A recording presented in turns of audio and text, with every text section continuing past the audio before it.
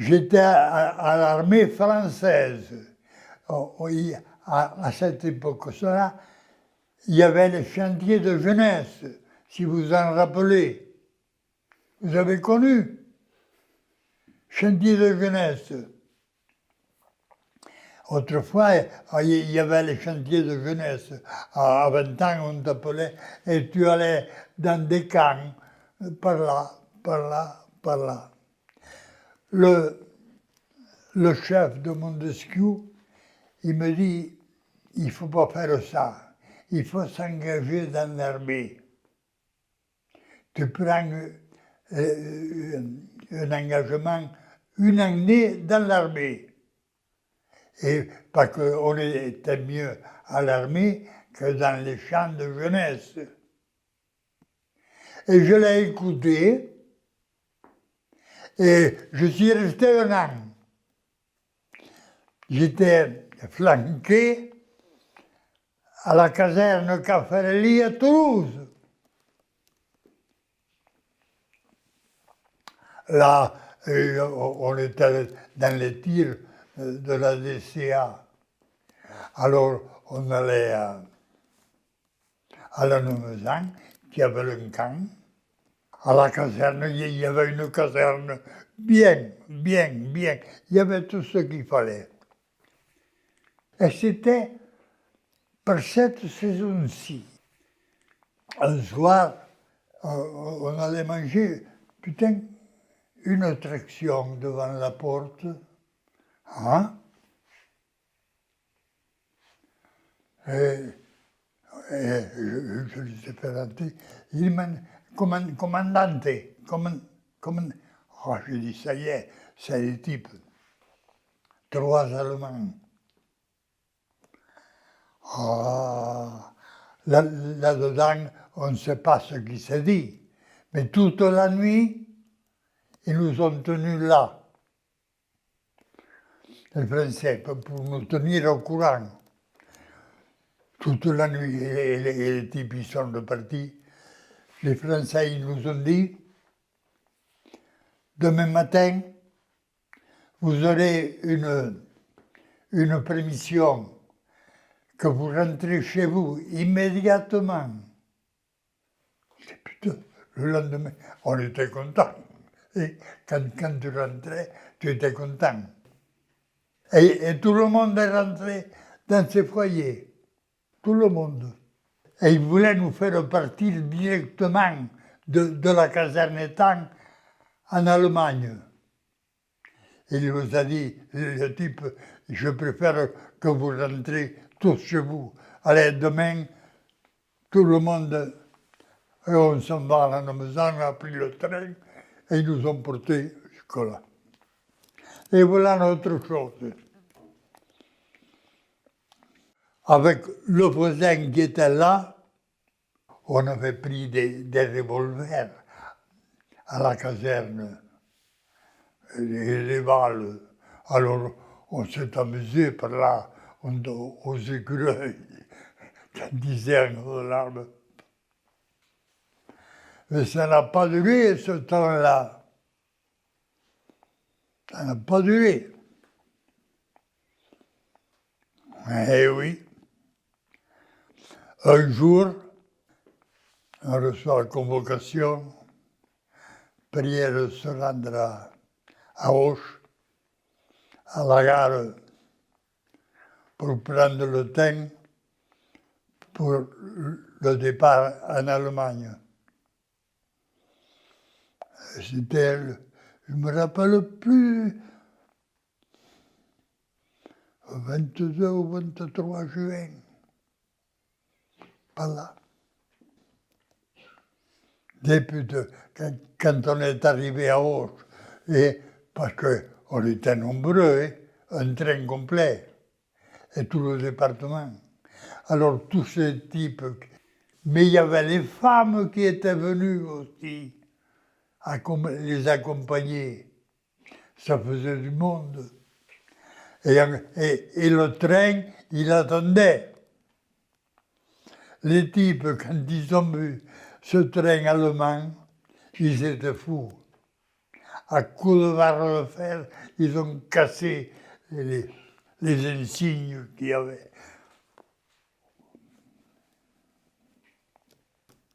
Il y en avait qui étaient fous, Quand ils ont vu ces wagons, ces aigles sur les portières, à coups de barre, et tout cassé dedans, les cabinets, tout. Plus rien. Mais finalement, ils sont arrivés à nous faire partir. On y a passé la nuit quand même, là hein. Et nous avons changé le train. Et puis on est parti là-bas. On allait en Allemagne, le travail obligatoire. On est arrivé en Allemagne. On est allé en Pologne. Là, on est arrivé, on a commencé à construire des baraques qu'il n'y en avait pas au milieu des sapins. Alors, pelés des sapins, on était sale, dégueulasse, tout esquinté. Jamais ils nous ont donné un pantalon pour nous changer, jamais. Et après, alors, j'étais avec mon voisin, c'était même mon cousin, on était ensemble. On a dit, on ne se sépare jamais. On ne se sépare jamais. D'accord. Quand on est arrivé dans ce putain de camp, il a fallu un électricien à côté. Il s'est fait porter l'électricien, il n'était pas du tout. Il travaillait avec un Allemand qui était électricien. Il avait fait des conneries. Enfin. Et un jour, il était monté sur un poteau, la sangle qui casse. Lui, il tombe à la renverse, la tête écrasée, au pied de l'arbre. Ah, ça m'a foutu un coup à moi. À l'intérieur. Avec les vitres. Ah oui. Il députe. On ne se séparera jamais. Il a fallu qu'il se tue. Pourtant, c'était pas un dernier-né. Il avait fait, je ne sais pas combien d'armées ici, à Auch. C'était un bon. Oh, toujours regretté. Et après, je me suis trouvé tout seul avec des copains de parti, de par là. Mais ça a changé. Et dans le camp, tu pouvais rentrer, mais pas sortir. Si jamais tu sautais, clac, pam. Ah oui, on ne sortait pas. Alors, ce grand Cracovie, il est immense, parce que les Allemands,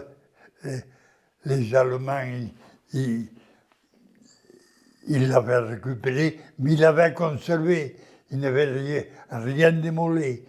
Il y avait de tout.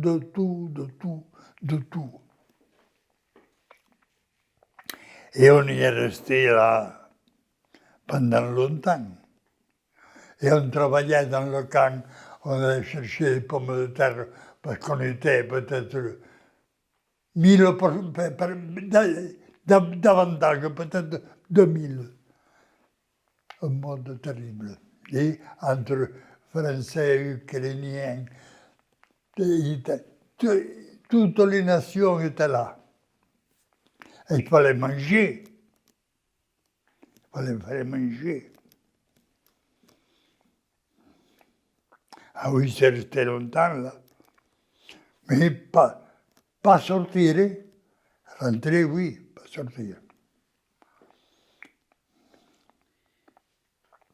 Ou alors, si tu sortais, c'était pour aller chercher les pommes de terre dans des silos. Ah, il y en avait, pommes de terre. Donc, il faut aller les chercher dans les silos défendus. On avait été en campagne quelquefois, en campagne, pendant la nuit. Mais ils faisaient des randonnées avec les chevaux. Alors, il a fallu arrêter. Ah oui. Il y en a qui se font prendre à prendre des pommes de terre. Une fois, on avait un silo à côté et il y avait le gardien. C'était un Allemand qui gardait les pommes de terre. Je ne sais pas qui, il lui a foutu un coup de couteau, il l'a tué. Ils nous ont laissé le type au réfectoire sur la table pendant 3 jours. Et qui c'est qui l'a tué? Qui c'est? Ils ont dit les Français. Non, je ne sais pas eux qui ont fait ça. Les Polonais, non plus. C'est les Russes. Ah oui, ils ont dit, c'est les Russes. Ils ont pris 7 otages de Russes qui ont tué, ils ont fusillé là. Et le type, il attendait toujours. Ils ont fusillé 7 Russes, sans savoir qui c'était. Ah oui. Une fois, on rentrait du travail, c'était le matin à 6 heures, exactement. À 6 heures, tu rentrais. Alors je connaissais mon chemin. Alors je voulais tourner d'un côté, tout droit. Toujours tout droit. Oh, je dis putain, et tout le monde pareil. Tout le monde pareil. On s'est rassemblés là, sur la place du village. C'était 6 heures du matin. À 6 heures, il y avait un monde, tu aurais entendu une mouche voler. Les Allemands armés jusque-là. Si tu avais bougé le pied, te foutais un pète. On l'avait comme ça. À 7h30, il arrive un camion. 6 ou 7 Polonais. Un échafaudage, des planches, les cordes suspendues devant nous autres. 7. Tu n'avais pas entendu une mouche voler, personne. Il y en avait des Polonais. Mais il y avait tellement de policiers. Si jamais il y a eu quelque chose, c'était une pareille terrible. Ils les ont pendus là. Ah, je me rappelle, qu'est-ce qu'ils avaient fait, je n'en sais rien. Pendus. Ça te fait quelque chose. Et les types, qu'est-ce qu'ils gueulaient? Qu'est-ce qu'ils gueulaient? Ah, et il y avait les cordes. Oh. J'en ai vu des choses, moi. J'en ai vu. J'ai changé d'usine 2 ou 3 fois. Des usines. On travaillait avec les femmes, on portait les bouteilles d'oxygène et de gaz. Et j'ai travaillé beaucoup là-dedans. Et les fonderies, je travaillais à la fonderie. Là, j'ai pris mal, très mauvais.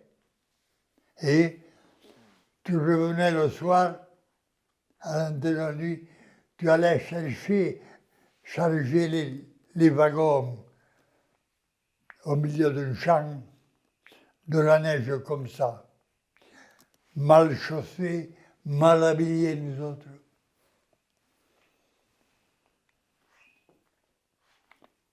Des putes.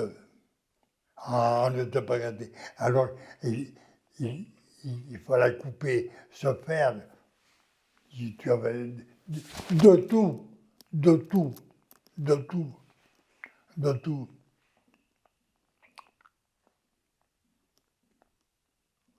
Et à la fonderie, j'ai travaillé pas trop longtemps, mais j'ai travaillé, combien?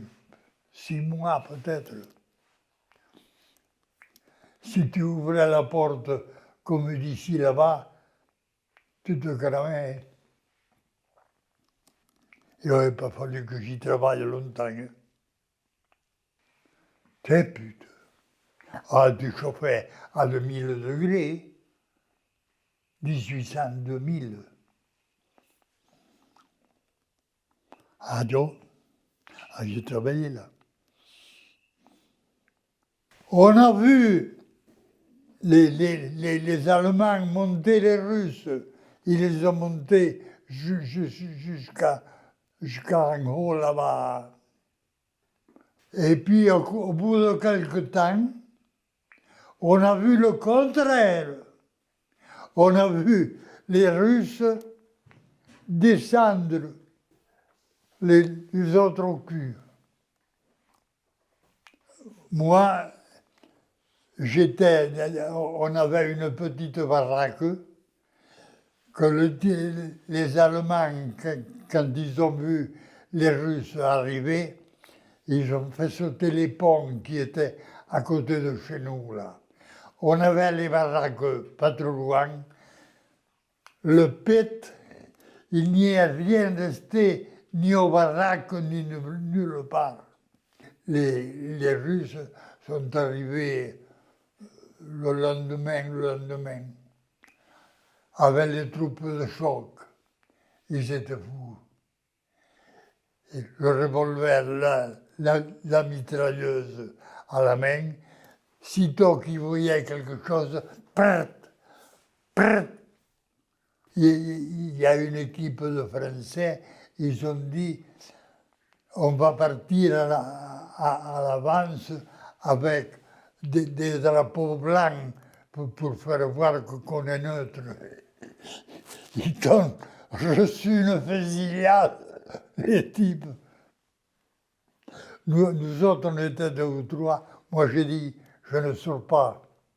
Je m'étais fait un trou dans la terre à côté de la baraque, là, et j'y suis resté 2-3 jours, là. Ça pétait de partout, et ça me tombe dessus. On est foutu, par le côté. Les avions.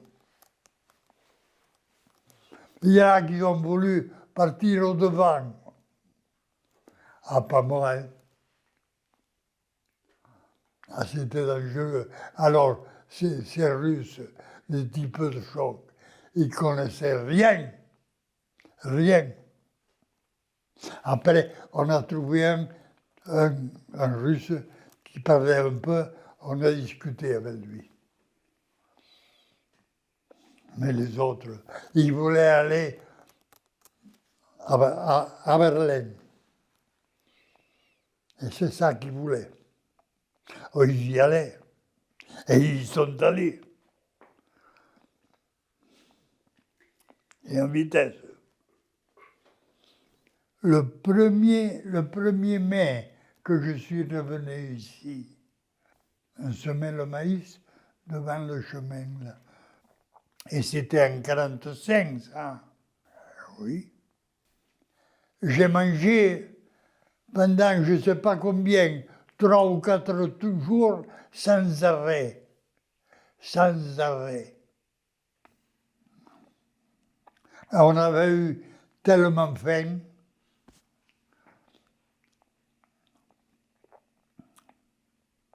Alors, quand tu n'as rien à manger, c'est pas bon. Hein? Que des pommes de terre, pommes de terre, rutabaga.